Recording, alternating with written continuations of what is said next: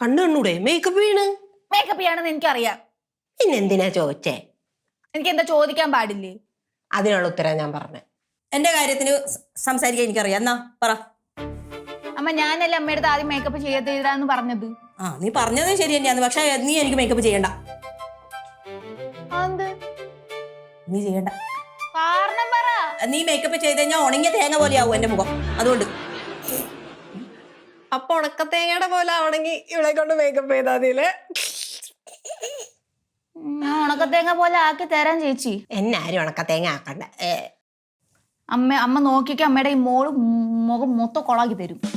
നീ കൂടി ഓടുന്നു. അങ്ങനെ കൊളാക്കിങ്ങി അമ്മ അങ്ങ് സഹിച്ചോളും. കേട്ടാ? സഹിക്ക്. ഞാൻ പോണു.